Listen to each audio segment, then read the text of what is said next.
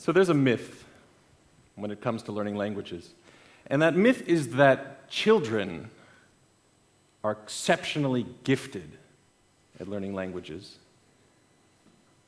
and that we lose this gift when we grow up.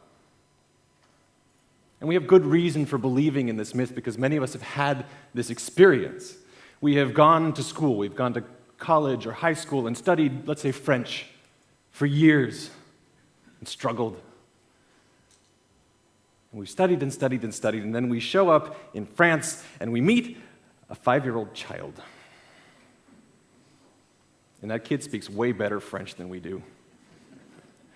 And we've worked so hard, and this kid hasn't worked a day in their lives, and yet they're correcting our grammar. And it's not fair. And what's actually not fair is that you're comparing yourself to a child who has had 15,000 hours of French exposure, where you have had 100, maybe 200, maybe 50. Depends on how much of your classes were taught in French rather than your native language.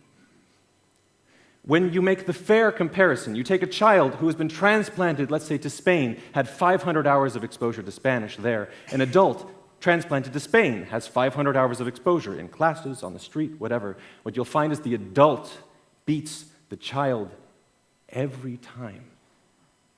We are better at learning languages than children. We are smarter than them. We have learned how to learn. It's one of the parts of growing up. And so,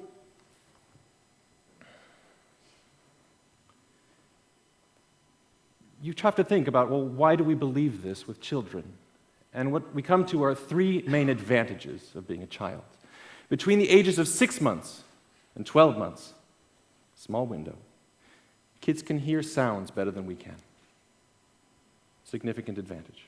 They can hear the differences between words in different languages in a way that we lose. 2, children are fearless. Huge advantage.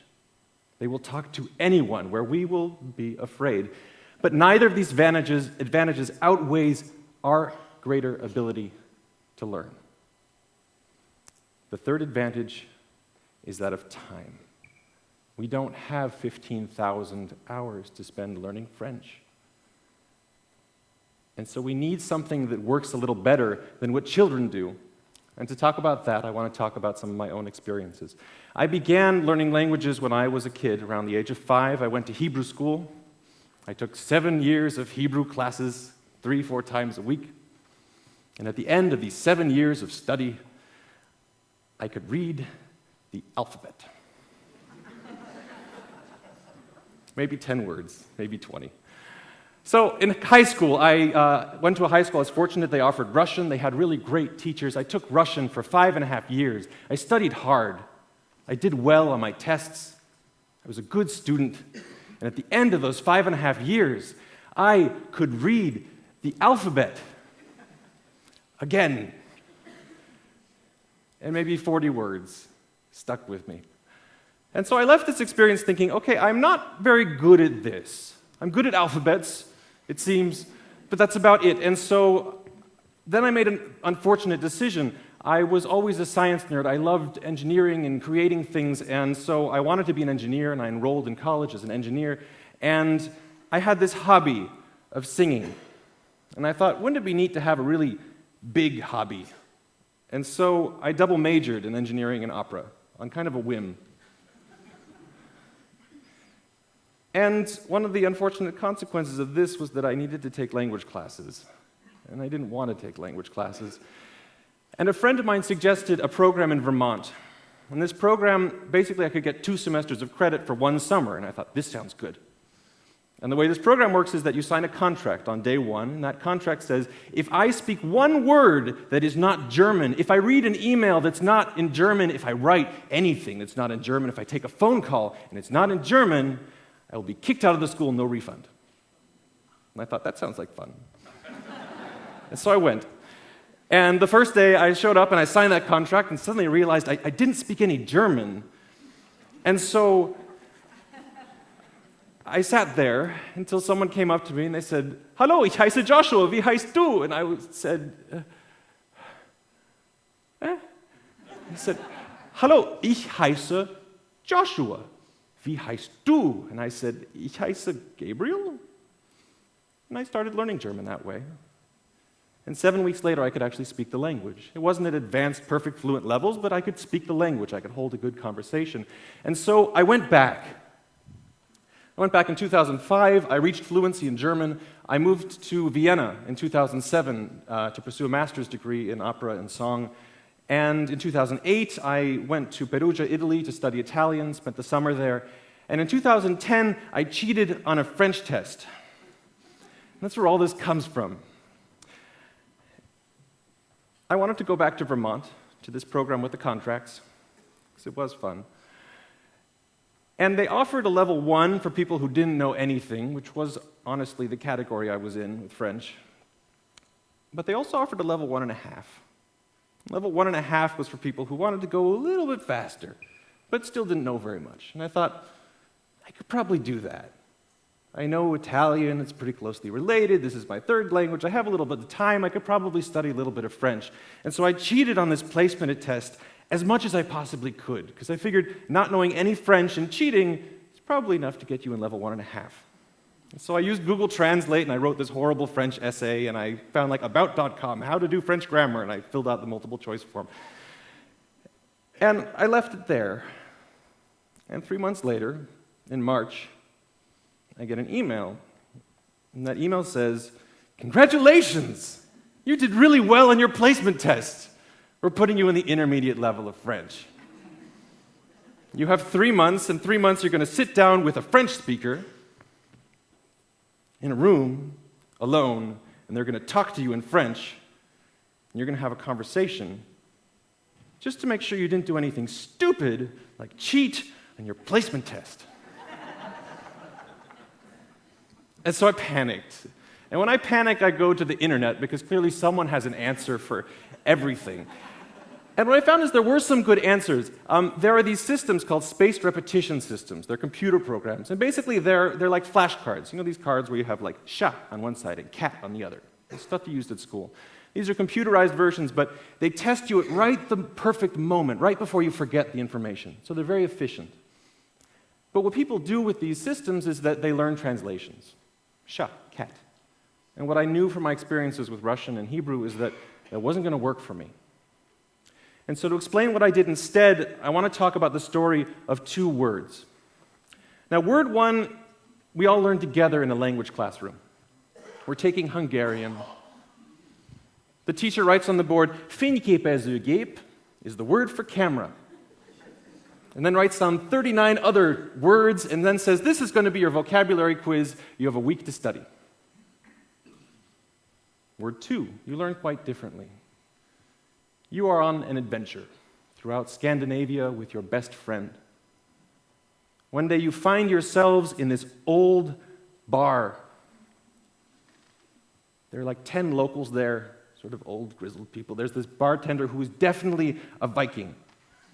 If he had horns, he would be a Viking, just giant beard like Viking. And so he's just staring at you and your friend, just kind of oddly, and he says, "Maktor." You think, what is that? And he pulls out 3 shot glasses.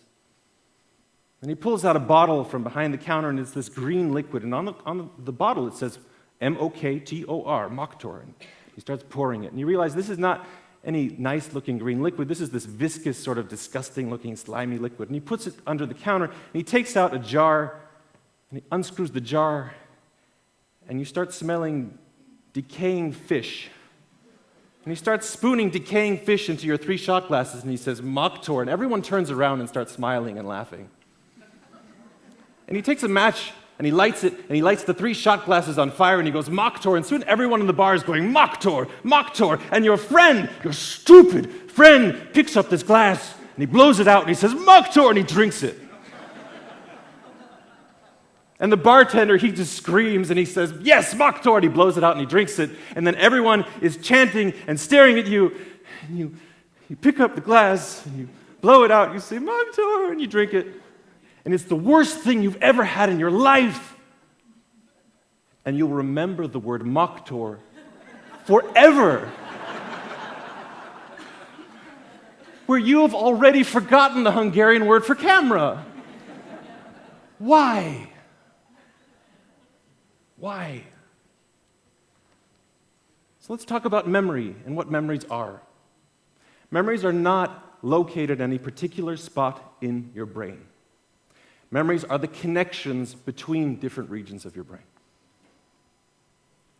Moktor, for instance, you encounter a lot of different sensations with this word. You encountered the spelling on the bottle. It said M-O-K-T-O-R, which connected with the sound of the barkeep saying Moktor, and the sound of your stupid friend saying Moktor, and the sound of everyone in that bar screaming Moktor. The sound and the spelling, they interconnect, they form a memory. Those two connections connect to other things. There's the Viking barkeep. It connects to his face. His face is part of Moktor. This bottle of green, disgusting liquid, that's connected to Moktor. This shot glass, this frothy, white, disgusting-looking shot glass, that's connected to Moktor.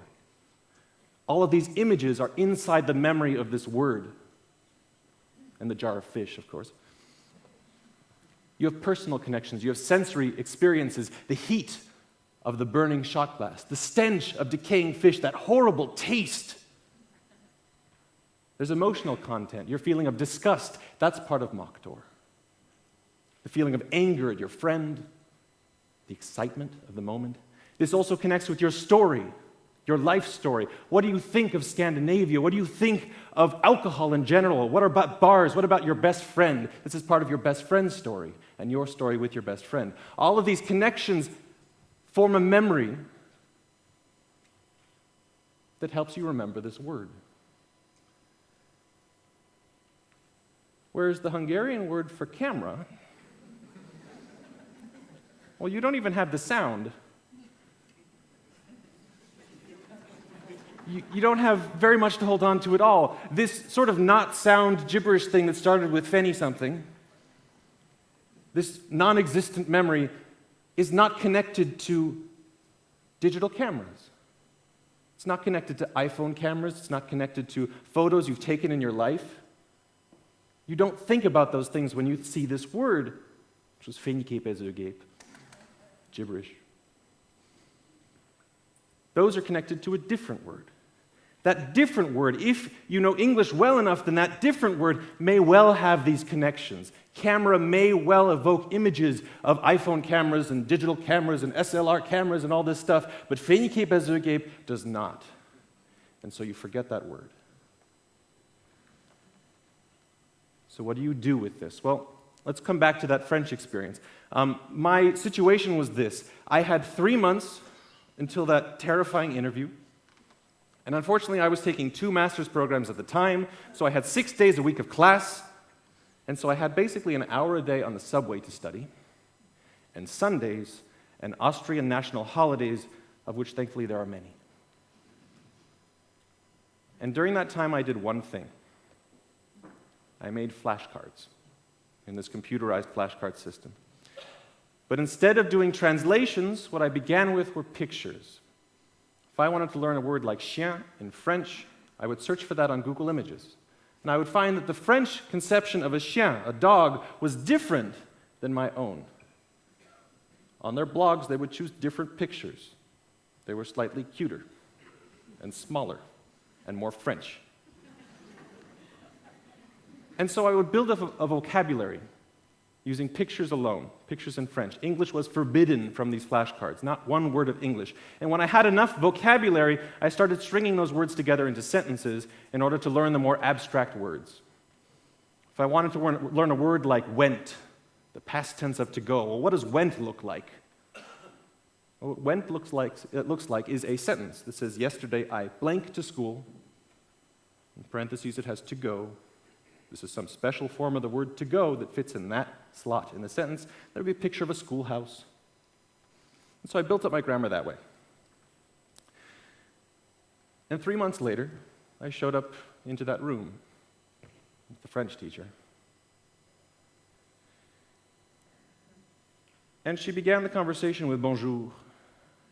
And the first thing that came to my mind was bonjour. And she started speaking to me in French, and I realized that I understood all the things she was saying, and I even knew what to say back. And it wasn't fluent, and it wasn't easy. It was a little stunted, the conversation, but it was a conversation in French, and this was the first time I've ever spoken French in my life, and I was speaking in French and thinking in French, and at the end of this conversation, she stood up and she said, "You know, we made a mistake.